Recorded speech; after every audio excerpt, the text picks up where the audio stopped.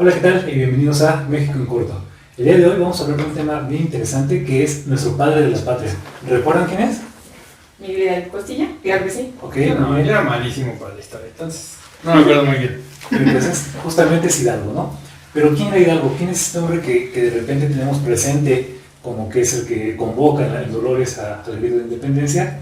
Vamos a conocerlo un poquito más a fondo, ¿no? ¿Quién era él? Originalmente, pues se gradúa como bachiller, se termina recibiendo como cura y empieza a dar clases en la Universidad de Morelia, ¿no? Empieza como maestro, llega a ser rector, le apodan los alumnos de la Universidad del Zorro. Okay. Interesante. ¿Tienes algún dato de por qué le apodaban así? No, No. desconozco por qué. Ok. Supongo que a lo mejor por astuto, no sé, o por qué. Ya estaba blanco, tal vez. Ya tenía el pelo cano, pero tampoco era tan grande, tenía 50 y tantos por aquellos años, ¿no? Como les comentaba, estaba en Morelia y originalmente él pues ya está como rector de la universidad, pero empieza a tener mucha presión, no solo por el trabajo, sino porque además aquí hay que movernos un poquito al otro lado del mundo. España está en guerra con Inglaterra y necesita sacar dinero, ¿no? Entonces, ¿de dónde va a sacar ese dinero? Pues de sus colonias, ¿no? Y la familia de Hidalgo es particularmente afectada por esos impuestos, y entonces entre la presión de los impuestos más el trabajo dice, no, ya me quiero retirar a una vida más tranquila, y entonces renuncia, ¿no? Renuncia de la universidad y se va a vivir a Guanajuato. En Guanajuato pues ya tiene una vida más tranquila, queda como párroco de la localidad de Dolores, y donde principalmente ofrece los servicios religiosos a las comunidades indígenas. Pero es bien curioso porque no solamente se limita a dar estos servicios, sino que además de sus recursos le financia a estas comunidades para que puedan abrir talleres de alfarería, les enseña el cultivo de la vid, del agua, ¿no? Para la producción de vino. ¿Del agua? Sí, del agua para el vino. Ok. Y entonces a Hidalgo lo tienen como esta figura de líder, ¿no? Y que es en un principio un elemento por el cual lo convocan a esas conspiraciones que se empiezan a realizar en Querétaro. Hay que entender además que bueno, Hidalgo es un personaje que habla varios idiomas, en principio español, ¿no? Estamos en Nueva España, hablamos español. Habla también latín, ¿no? Por su formación religiosa, pero habla también francés, que lo acerca a los conocimientos de la Revolución Francesa y la Ilustración, que también tiene poquito tiempo de haber sucedido. Bueno, que ahorita que mencionas esta parte de los idiomas, yo también escuché o leí, no recuerdo, en algún momento que no se tenía ese ciceo en los españoles, no lo tenían en una época anterior, y ya posteriormente es que empiezan a cisear, no sé si alguien sepa. Originalmente está esta anécdota de que a partir de un rey, Carlos III, la verdad no recuerdo bien, lo voy a checar, es que me queda de tarea. ¿Por ahí si alguien sabe? O si alguien sabe en los comentarios, que sí, o sea, este rey sí tenía el problema, antes de eso no sucedía, sin embargo ya para 1810 el ceseo estaba ya bien claro para los españoles. Pero entonces, ¿de cuánto era Zipizapo? No sabemos. No sabemos bien, Pero sí tenía como ese problema en la adicción. pero es que ese problema viene directamente de los españoles que vienen de España puntualmente, ¿no? O sea, los criollos que ya eran hijos de españoles nacidos acá, no me queda claro, ¿no? Okay. Pero sí, los españoles puntual que vienen de allá, sí, eso sí. Okay. Y bueno, entendemos que era una persona políglota, como dices, no sabía latín, debemos recordar que hace muchos años pues todas las misas se oficiaban en este idioma, ¿no? Claro. Que sepa francés, pues bueno, Claro. hace muchos años siempre fue como súper importante, todos los documentos de diplomacia siempre eran en francés, ¿no? Todas las cartas, todos los acuerdos tenían que ser en este idioma, entonces todas las personas que siempre han tenido como un cargo gubernamental o de diplomacia, pues necesitaban de ley, precisamente por esos estatutos, pues conocer la lengua francesa. Y no solamente la parte diplomática, porque es bien cierto lo que comentas, Daf, y hoy, lo que hoy es el inglés, ¿no? O sea, con esta lengua universal de los negocios, etc., en el siglo XIX lo era el francés, y como bien lo mencionas, esta parte entre los gobiernos, pero también en la parte académica, alguien que se preciaba de ser una persona ilustrada o leído y escribido, como se decía en ese entonces, tenía que dominar sí o sí el francés, ¿no? Entonces, claro, sí. ¿Qué más idiomas? Italiano, ¿no? Okay. Que también lo acerca como esas ideas del Renacimiento, Claro. pero no solo eso, sino que también habla otomí, habla náhuatl y se cree que tarasco, ¿no? Entonces, por un lado tiene sí este contacto con las ideas de la Ilustración, etcétera, y al mismo tiempo lo está transmitiendo hacia las comunidades en las que él está, ¿no? Sí, claro, que aquí precisamente pues todos los curas o la parte de la iglesia obviamente tenían que aprender a hablar estos idiomas nuestras lenguas madre, pues es precisamente para colonizarlos, ¿no? Claro, y es que no solamente es ese caso, sino que como bien lo mencionas, durante los primeros años de colonización, claro que esas personas que venían a hacer la doble conquista, no la parte religiosa, sí aprendían los idiomas, el náhuatl o maya, por ejemplo, y entonces desde ahí pues, lo utilizaban como herramienta para poder hacer esta conversión. Así es. Siempre fue importante, ¿no? Con la plática que tuvimos previa de quiénes somos y cómo nos fuimos involucrando en la historia, pues era muy importante que los conquistadores se adentraran también en nuestras lenguas, precisamente pues para agarrar a nuestro pueblo como obra, como mano de obra, y por ejemplo para la manufactura de todas las catedrales y todo esto, pues que ellos les explicaran cuál era su concepción de estos años de la época barroca y cómo nuestros indígenas, a final de cuentas, lo transcribían a su propio pensar, ¿no? Entonces sí era muy importante el que se entendieran, pues para poderlos también guiar y pudiéramos pues, tener una sociedad un poco más avanzada cada día. Y desviándome un poquito del tema, ahorita que mencionas eso, recuerdo algunas iglesias en Puebla sobre todo, que sí tiene esta influencia como, o sea, sí es el arte como tal no hispano, pero con influencias prehispánicas e indígenas, ¿no? Que de repente aparece, tienes la figura del maíz, tienes de repente una ilustración que es no piel blanca, sino más bien morena, entonces sí, bueno, me hace todo el sentido. Simplemente, por ejemplo, las flores, ¿no? O sea, las flores, por ejemplo, para los españoles, las rosas eran como una flor como más normal, y nosotros pues nuestras flores en cómo la cosmovisión de las flores, de cómo se tenían, pues era diferente, y fue así como que intento hacer tus flores, mis flores, bueno, y ya y como quedó ya con las dos culturas. Claro, así es, muy bien. Y entonces mencionábamos una estepura que de repente por este carisma que tiene entre la población, pues es invitado por Allende a las conspiraciones de Querétaro. Estamos por ahí de septiembre de 1810, la conspiración es descubierta, es toda una historia de lo que sucedió en ese momento y que ya abordaremos cuando hablemos de Josefa. Pero que precisamente en estas hacían como unas reuniones, si no mal no recuerdo, no sé cómo se llamaban, no sé si sabe alguien. ¿Tertulias? Ok, bueno, hacían estas tipo de reuniones, y en una de estas cuando las descubren, o el marido de Josefa la descubre, yo recuerdo que la encierran en la casa, ya no la deja salir, sí. Y realiza una carta, manda una carta de que ya los descubrieron. Y si mal no recuerdo, ahí es donde se adelanta toda la batalla, se detona, porque se adelanta precisamente esta parte, porque dicen, ya nos descubrimos, ya tenemos que detonar esto, ¿no? Claro, y es que eso es muy interesante, porque el movimiento original estaba planteado para diciembre de 1810, okay. ¿De acuerdo? Entonces se ha descubierto, la carta original me dice, ¿saben qué? Ya nos cacharon, pues vamos a retrasarlo, ¿no?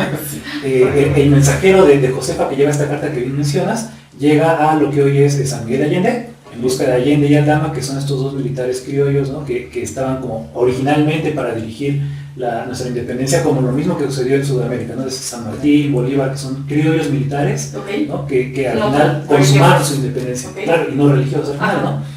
Entonces llega este mensajero con Juan Aldama, Allende no está porque está con Hidalgo en Dolores, se lanzan a Dolores, lo van a buscar, los encuentran, les entregan la carta, para eso es medianoche.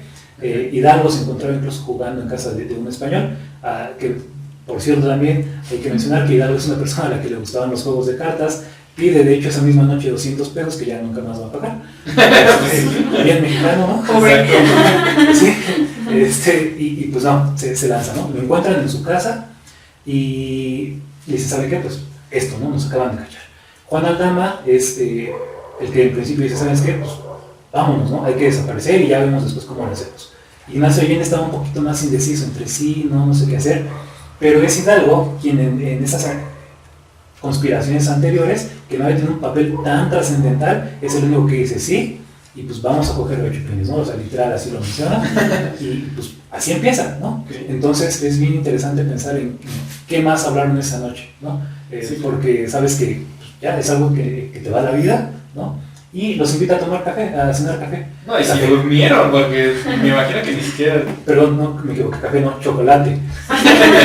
Que a él le gustaba con leche a propósito. Y de hecho, no sé, a lo mejor alguien ahí nos podrá corregir también, a mí me gusta mucho Masterchef, y en alguna de las últimas temporadas mencionaban que el chocolate se tiene yodale con el café.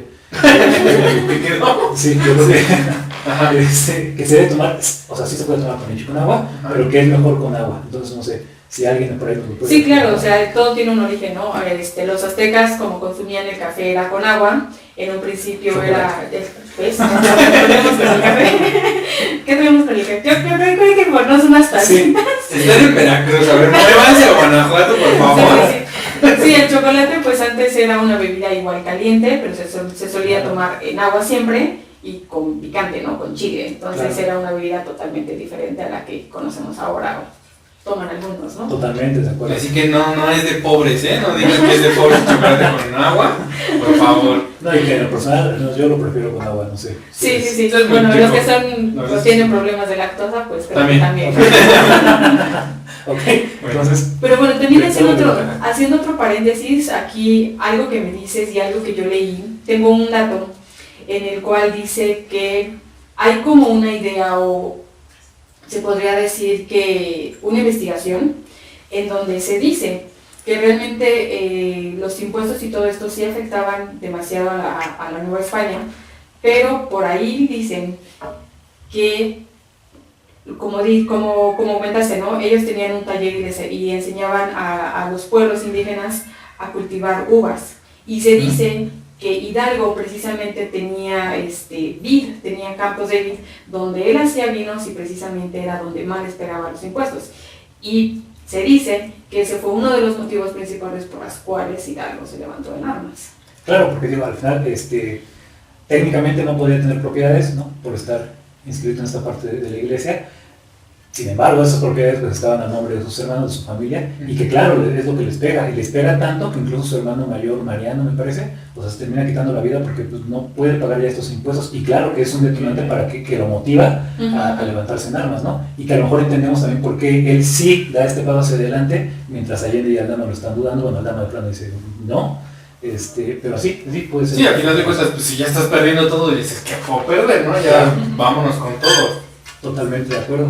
Y entonces, les comentábamos, estamos en esta noche del sábado 14 de septiembre, madrugada del 16. Es domingo, porque a él le toca dar la misa dominical de ese día, ¿no? La primera.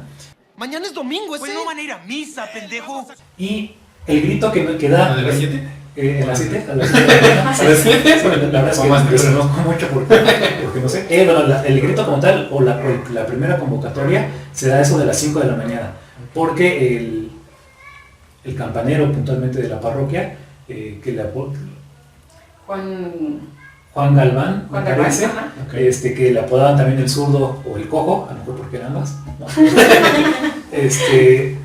Cogeo por la zurda. Sí, a lo mejor, porque acaba de la pierna izquierda, es el que llama a las 5 de la mañana a las personas para que se empiecen a alistar para la misa dominical de las 7 de la mañana, ¿no? Okay. Sin embargo, el grito que da Hidalgo ahí no es el primero, da uno antes desde el balcón de su casa a más o menos 30 personas, y pues son los primeros que llegan como tal a la parroquia, ¿no? Entonces por eso llaman desde temprano, o sea, no llaman a las 7, llaman más temprano, ¿verdad? Para que te vayas como preparando. Sí, así es, la campana son las 5 de la mañana para que Ok. tú te vayas como alistando, no sé qué, y estés listo para las 7 de la mañana. Ok. Así es. Entonces, pues llegamos a esta iglesia. Desde la iglesia, Hidalgo empieza a convocar, ¿no? Su justicia de los españoles no es nuestra justicia. Vamos a coger a chupines, viva Fernando VII y viva la Virgen de Guadalupe, ¿no?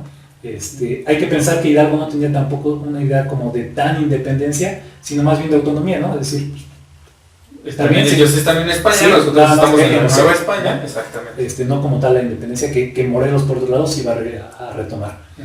Entonces, pues sí, las personas lo empiezan a seguir, empieza su camino hacia la ciudad de Guanajuato, pasa por Atotonilco, donde él retoma este lienzo de la Virgen de Guadalupe, que no es, pensemos, más bien a través de las monografías nos ha llegado que es como un lienzo de tela, ¿no? Ujú. Tal cual. Sin embargo, no, era un lienzo de madera, en óleo, pintado en óleo, de la Virgen de Guadalupe, ¿no? Y es muy claro el mensaje que Un le está retablo. dando, ¿no? Sería un retablo. Sí, el retablo, Ajá. o sea, aunque Sí, la sería. madera sea el lienzo, Sí, o porque el sea, retablo según yo es cuando tallas. no, eso es una talla o bajo relieve. Ok, Ajá. muy bien, retablo entonces. Y entonces quitan este retablo, le atan una cruceta en la parte de atrás y pues es lo que ondea, ¿no? Porque como tal, Sí, no- claro. no puede- Sí. Ondea la madera. Ondea la madera. Ok, ok. ¿Qué te hacía mucho aire? No Y sabes. se lo llevaba. Pues era septiembre. A lo mejor. Empezamos que sí.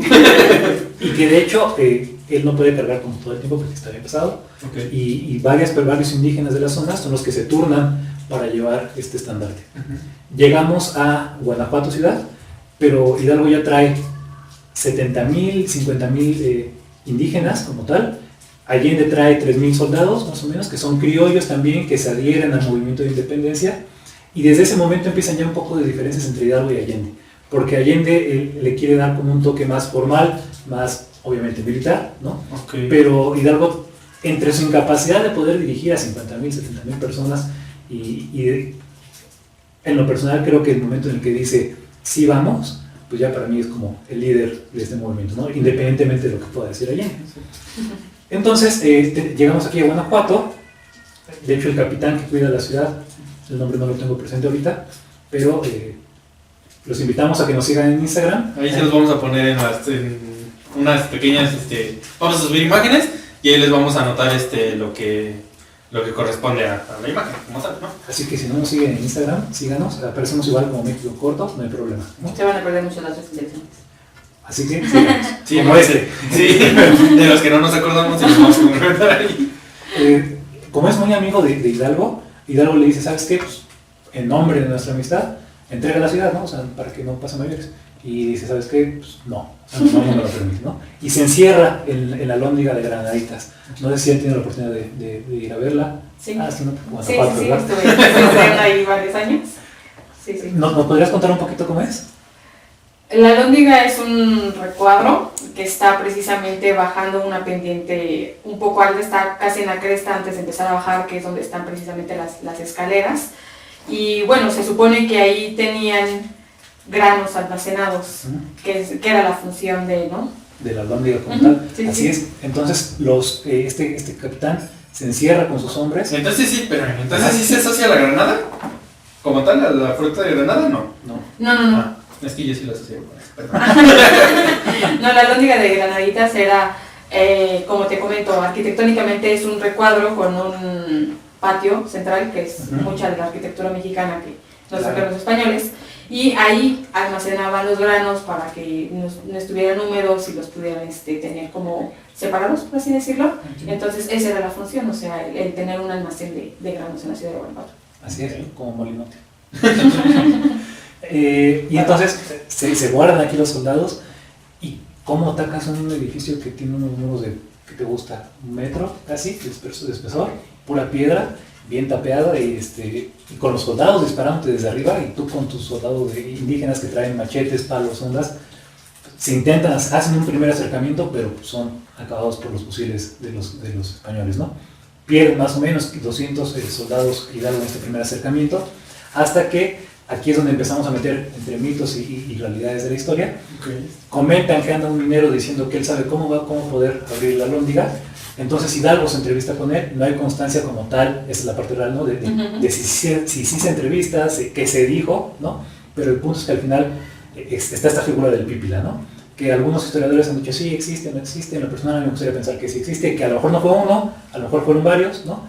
Pero que sí esta idea de que logran llegar hasta la entrada de la Alhóndiga y que le prenden fuego, porque pues, si no, ¿cómo le prendieron fuego? ¿no? Sí, la ¿Y cómo representación precisamente del pípila es la persona que cargaba una losa pesada en su espalda, que sí, como bien comentan, no hay una historia o no hay alguien que diga que realmente existe el pípila, sino más bien una persona que a lo mejor llevaba la piedra y a lo mejor sufría de algún accidente y otra persona lo reemplazaba, ¿no? Claro. Más bien se cree esto. O incluso un grupito, ¿no? Como tal, como mencionas, que entre todos van y pues, el que llegue lo prende, ¿no? Exacto.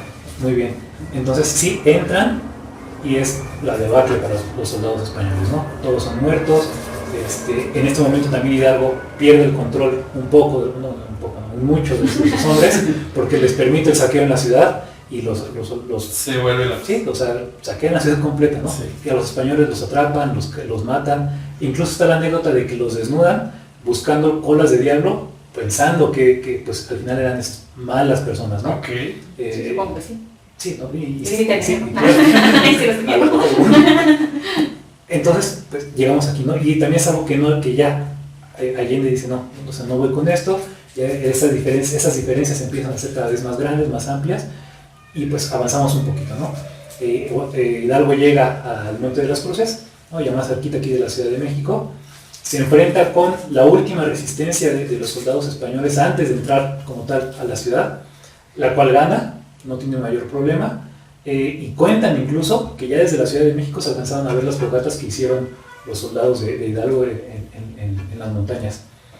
Sin embargo, no entra, decide no entrar, y es también todavía duda de historiadores, es decir, ¿por qué no entró si ya no tenía ninguna defensa en la Ciudad de México? Y la Ciudad de México no es precisamente una ciudad como tan defendible porque está como en un valle, ¿no? Entonces puede sitiarla fácilmente, así perdieron los aztecas, de hecho, contra los españoles, ¿no?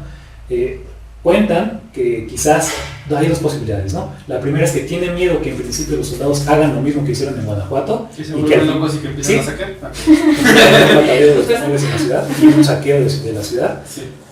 Y la otra, que quizás es un poco menos creíble, es que viene Félix María Calleja, un militar que viene directamente desde España, según con todos los galardones de gran general, y que los pueda derrotar, ¿no? Y que los haga pomada. Entonces, al final está esta indecisión de Hidalgo, decide incluso pues ya no avanzar sobre la Ciudad de México y se va hacia Guadalajara. Y Allende en este momento dice, ¿saben qué? Pues a mí ya no me convences y yo voy a seguir mi lucha por otro lado, ¿no? Que al final se vuelven a encontrar en Guadalajara, curiosamente. En Guadalajara, Hidalgo abole la esclavitud, firma el decreto y es de hecho el primer país en América, por encima de Haití, que ya se había independizado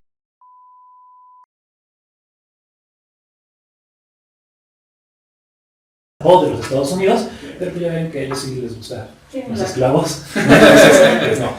Y no, México es el primer país que tiene formalmente declarada la abolición de la esclavitud por Hidalgo en Guadalajara. Ahí también se hace llamar Alteza Serenísima, ¿no? O sea, también ya es como que de repente sí estoy aquí arriba y voy bajando, ¿no? ¿Hidalgo? Hidalgo se hace llamar Alteza Serenísima. Ok. Por favor. Así es. Es que decir, yo me acordaba algo como de Santana. No, lo relacionaba Santana también se hace llamar Alteza ok, Serenísima en su último periodo. Pero Hidalgo en este momento también es su Alteza Serenísima. Y como tal firma este decreto, ¿no? Tienen una batalla contra ya este general que les mencionaba, Calleja, en Puente de Calderón, la cual pierden. Calleja es este hombre que dices que traía todos los galardones y sí, que... este militar español, el supergeneral español, por eso no, sí, así es. Contra su Alteza Serenísima. Contra su Alteza Serenísima, y pierden Hidalgo, junto con Allende. Entonces, en esta huida, intentan huir hacia el norte, pero ya en su paso por Chihuahua, en las norias del Baján, es atrapado junto con Allende, junto con Aldama y Mariano Jiménez. Son llevados a la capital, a Chihuahua, y se les hace un juicio. Hidalgo particularmente recibe dos juicios. El primero es religioso para excomulgarlo, y que de hecho sí lo excomulgan, pero no formalmente porque no había sido ratificado el obispo que originalmente lo tenía que pero lo debieron de haber excomulgado a partir de que se dice que es católico, es cura y tiene hijos, ¿no? Ah, pues, sí. Bueno, estamos en México, sabemos que no. No, y que de hecho nuestro movimiento de independencia, como bien lo comentabas hace rato, Daf, está liderado por muchos curas. O sea, tenemos a Hidalgo, tenemos a Matamoros, tenemos a Morelos, y se sabe que pues, todos ellos al final tuvieron hijos, ¿no? Pero es del tío, ¿no? Pero sí, como se les gastaban era como, no, son los hijos del hermano, o sea, son sus tíos, ¿no? Pero sí, técnicamente sí debe haber sido desde ese primer momento, ¿no? Sin embargo, bueno, es excomulgado formalmente hasta este momento, y ya después viene el juicio civil, donde pues obviamente los encuentran a todos culpables, y la sentencia es la pena capital y la muerte, ¿no? Y es muy curioso porque Hidalgo en estos últimos minutos, horas de vida, está encerrado, ¿no? Recibe su último primer desayuno, es chocolate otra vez, sí, en efecto chocolate, pero se queja, pero se queja de que se le dan con muy poca leche, entonces dice, no porque me vayan a matar sean pichicatos con entonces, échenle más, sí, algo así, sin albur. Eso, ¿no? Desayuna, lo sacan al patio, en el patio está ya el pelotón de fusilamiento. O sea, el desayuno nada más fue el chocolate. El chocolate, así como es. buen azteca. Sí. Se tardó como 3 horas en desayunar, yo creo. Haces que te dure hasta el refil, ¿no? El refil. Y entonces es sacado de este patio, está el pelotón de fusilamiento, les repito, son 12 soldados formados en filas de 4. lo sientan en un banco, originalmente lo quieren fusilar de espaldas por ser traidor, ¿no? Okay. Sin embargo él se resiste y dice, no, a mí fusílenme de frente. Dice, bueno, está bien, fusilamos de frente. Le ponen, Pero sentado. Sentado, así Okay. es, sentado. Le ponen una venda en los ojos y lo amarran a un palo, una coseta también, y pues está ahí sentado, ¿no? Entonces, tras la primera descarga de los fusiles, comentan que de los 4, no da casi ninguno, sí le hacen algunas heridas en el abdomen, pero pues no más que eso, ¿no? El segundo cambian, la segunda línea, esa segunda línea de plano falla, y hasta la tercera es atrofia. No es totalmente, ¿no? Aunque el capitán y encargado del fusilamiento mencionaba que veía que cuando los soldados apuntaban les temblaba mucho la mano, entonces, no sé, algo de miedo y respeto quizás todavía sí, podría ser figura, ¿no? Más respeto tal vez. Sí, pero sobre todo también pensar en, por ejemplo, o sea, si yo de repente cuando como mucho y me duele el estómago, ¡ay! ¿No? O sea, y ya tienes unas heridas de bala y estás atado, o sea, ¿cuál es tu reacción? ¿El doblarte? El doblarte y no poder llevarte las manos como a cubrirte, sí debe ser como una situación Sí, complicada. intento, sí. Como técnico visual no puede ser rascar, ¿no? De la impotencia. Pero al mismo tiempo también la venda en los ojos se le empieza a ladear, entonces ve la segunda descarga y que no muere, ¿no? Viene la tercera descarga, ya de plano le revientan el abdomen, pero no muere tampoco al instante, está agonizando. Entonces el capitán lo que decide es pues agarrar a 2 soldados y decirles, ¿saben qué? Directamente sobre el corazón, pónganle los fusiles y ya, disparan, pues así muere Hidalgo, ¿no? El destino de Allende, de Aldama y de Jiménez va a ser el mismo. Igual con su chocolate. No sé si ellos piden chocolate, lo checaremos. Pero pues murieron fusilados el mismo día. Pero también les cortaron la cabeza inmediatamente después del fusilamiento. De hecho, en lo que afilan los machetes, los tienen a los cuerpos exhibidos ahí en la plaza pública para que vean que realmente ya esta figura murió y que probablemente no va a regresar, ¿no? Sí. Les cortan la cabeza, son mandadas de nuevo a Guanajuato, donde mientras les están haciendo las jaulas para colgarlas, un español comentan que empieza a patear las jaulas y cae la cabeza de Hidalgo, empieza a rodar por las escalinatas, tú las debes tener en mente, ¿no? Empieza a rodar, y comentan que cuando se quiere ir ya con su caballo, el caballo no responde bien a los frenos y saca volando a su jinete, al español que pateó las jaulas, y se rompe la pierna izquierda, ¿no? Entonces unas por otras. Todavía cobró una última víctima.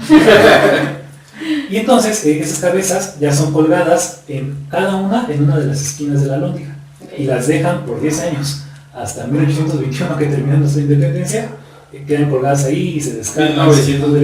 1821. De 1810, Ah, sí, perdón. de 1811, Sí, que es el sí, fusilamiento, Ok, sí. a 1821 que ya conseguimos la independencia, ¿no? Sí. Entonces se descarnan, quedan los puros huesos, ¿no? Entonces ahí quedaron hasta 10 años. Actualmente están en lo que conocemos como el Ángel de la Independencia. Así es, ¿no? los huesos de algunos de nuestros próceres de la independencia, como Morelos, San Luis Allende, Hidalgo, están ahí junto con algunos otros que también hablaremos en otra oportunidad. Así es. Perfecto. Y pues no sé, ¿qué tal les pareció este episodio? Pues es interesante. Yo, por ejemplo, lo de que les cortaron la cabeza y que están los restos en el Ángel de la Independencia, no sabía. Si no estoy mal, los de Porfirio Díaz también están ahí. ¿O se cree que están ahí? No, Porfirio Díaz está en París. Y que de hecho la perpetuidad de su El tumba desaparecido. está por vencer. Y su familia está viendo que si lo regresan o no, pero con honores o no. Entonces también ese es un detalle que podemos tocar después. Ok. Pero ahora está en París. Ok. No, entonces, bueno, eso no lo sabía yo. ¿Okay? Sí, es interesante, no recordaba, ¿no? También esa historia creo que la tocamos sobre todo en la primaria. Entonces son como las historias que un poquito como que menos tenemos ya memoria de ello. Y que estuvieran tanto tiempo colgados de que ha de haber sido asquerosísimo. Sí. Y bueno, era un dato que en mi cabeza creo que ya lo he olvidado, creo que hoy me voy a dormir. Porque yo viví muy cerca de la Alhóndiga Granadina. Imagínate tener ahí 4 cabezas colgadas. Cada vez que pasaba al Oxxo, ¿no? Ok, interesante. Perdón, y también un último dato interesante es que al final tampoco sabemos cómo era. O sea, la figura que tenemos hoy en día la manda a hacer Maximiliano, porque en este deseo de poder identificarse y generar esa identidad como mexicanos, dice, bueno, pues cómo era el padre de la patria. Es Maximiliano de Habsburgo, Maximiliano de Habsburgo, nuestro emperador del Segundo Imperio, Ajá, pero viene de Europa. ajá. Manda al pintor de su corte a retratar a Hidalgo, lo manda a Guanajuato a buscar personas que hayan conocido a Hidalgo, pero pues para esto ya pasaron 50 años más o menos. Okay. Entonces ya nadie se acordaba ni cómo era Hidalgo, ¿no? No, pues ya eran los hijos, ya, yo creo, ¿no? Sí, en su caso hubieran sido los hijos, claro, e Sí, incluso sí. hasta nietos. Así es. Sí, tuvieron. Entonces, ¿cómo? Si tuvieron. Si tuvieron. Porque sí, tiene razón. La pura no podía. Entonces, lo que hace este pintor es agarrar al jardinero botánico de la corte y decirle: ¿sabes qué, compadre? Pues, posa, ¿no? Vas a Ponte ser ahí tú- un estandarte y... Sí, ahora tú vas a ser el padre de la patria, ¿no? Entonces, esta figura que replicamos de repente como Hidalgo, no es nuestro Hidalgo, es El jardinero. botánico de Maximiliano, y que se fue replicando, ¿no? Lo único que se tiene como referencia de realmente cómo era él es una pequeña estatuita, como de unos 20 centímetros, chica, ¿sí? Que está en el castillo de Chapultepec, donde es, como les digo, es una escultura, lo pintan con la piel morena, nariz ganchuda, y pues no más, ¿no? O sea, tampoco podemos especular un poco más sobre su imagen. Sabemos que sí tenía el pelo cano y algunas entradas, pero pues de ahí a que realmente la figura que vemos todos los años en las monografías, pues no era. Bueno, pero unas entradas.